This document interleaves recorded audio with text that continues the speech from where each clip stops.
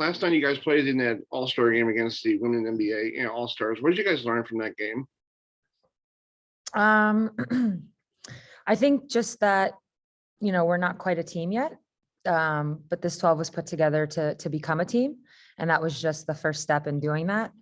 I think it showed us that no matter what, when you have the USA jersey on, even if you're going against other Americans, it's going to be a game and you have to raise the level of your intensity. So as usual, anytime I've lost with USA basketball, it has been a good reminder, one that you need every now and then. So hopefully the fans had a good time watching and hopefully we can use it to fuel us moving forward. And if I could ask a follow-up question, what are you looking forward to go over to Tokyo for? I know a lot of stuff with the COVID-19 and there's no fans going to be there or anything. What are you looking forward to? I think just the games themselves, the competition of it all, the reason why you go, it's actually, without some of the, well, without the fans and without being able to go to some of the other competitions, it does take away from some of what the Olympics is. But at the same time, we always go there with a mission. And now we're going to be able to focus on that and hopefully take care of business. Well, good luck the rest of the week. Thank you. Next up, Chris Witherspoon, and then China, you're on deck. Sue, Dawn Staley said that you all had a really good practice today.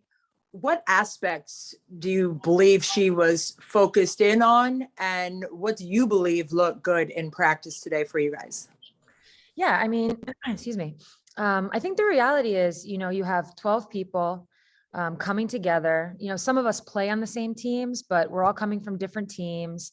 And so languages are different and terminology can be different and, schemes can be different and how you kind of figure things out. So I think it was about getting on the same page today.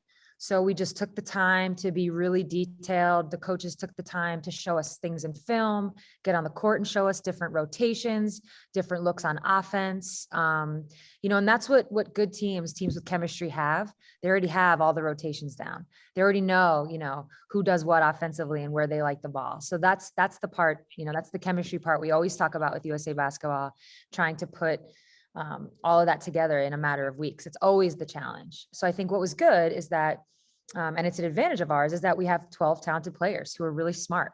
And so it wasn't, the minute we heard things and learned things, I know we were going to be sponges in that scenario. So I think that was the good part. The coaches were really detailed and I think the players picked it up really easily.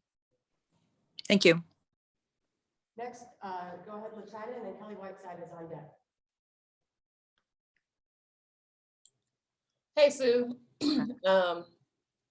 So I'm just curious. I know that every year, when it comes to, USA basketball, and especially the Olympics, you never feel like you probably have enough time to prep, right? In terms of the practices and working on chemistry and things like that.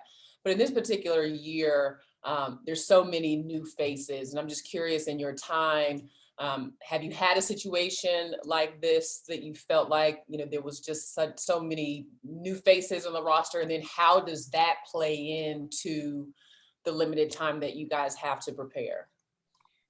No, I think this year is pretty unique in that way, and that it is a lot of new faces.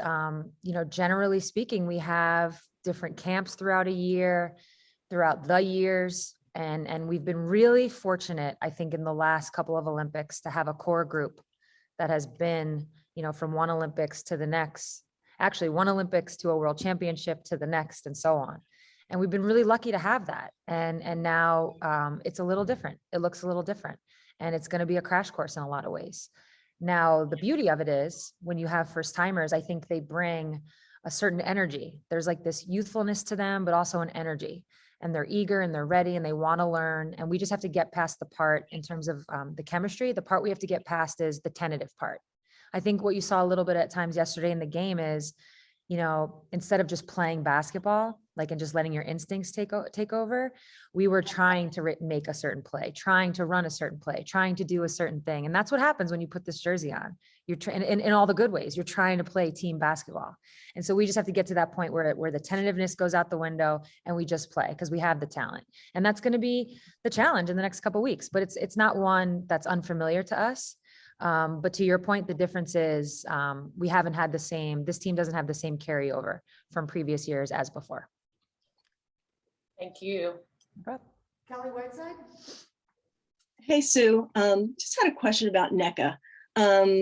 Given, as her friend, as a leader who you were with in the trenches through so much, what do you hope for her and her Olympic future as she kind of tries to make this dream happen? I think just that, I think NECA deserves whatever it is she sets her heart out to do. Whether it's continuing with USA Basketball in the future, whether it's, I know obviously she's trying to get on the Nigerian national team. I know recently news came out that that's not a possibility this time around. Oop. Someone needs to mute. But whatever, I guess my point is, I support NECA in whichever route she wants to take, whichever road she wants to take. I think there's like nobility in either way. And if you know NECA, she's going to follow her heart. It's going to have all good intentions and it's going to be the right move for her. And I think all of us, but definitely myself, support that no matter what it is. Dawn was saying if for some reason she is cleared and is able to play you guys this cycle, they would be a medal contending team. What are your thoughts? No, Nigeria, I mean, you can tell it's like, we've played them now. I've played them in, I believe it was the World Championships in like 2006.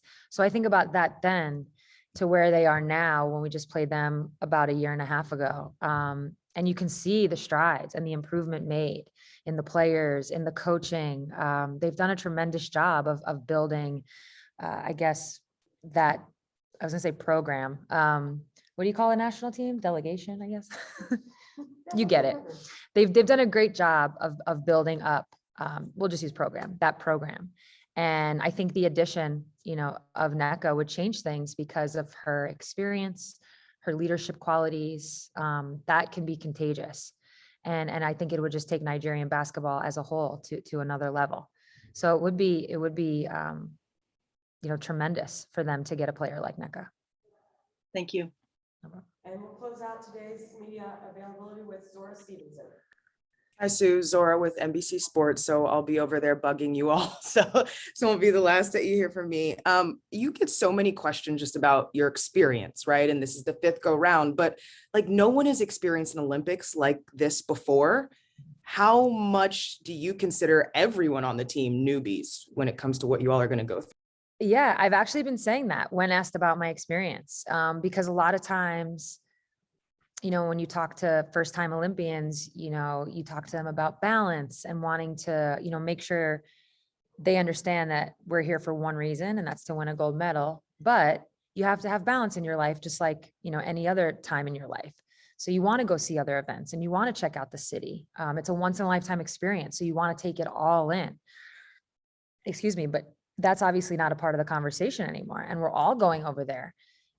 In this new world, we're probably not gonna be able to leave our hotel much. Obviously there's no fans. And then it makes you think like, wait a minute, that sounds a lot like the bubble.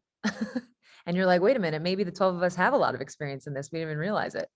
So I guess that's all this is ever, right? It's just drawing on things, pulling from things you've already done before and learning from it and using it in the future. So if the Wubble season did anything for us, it was prepare us for what this Olympics is about to look like.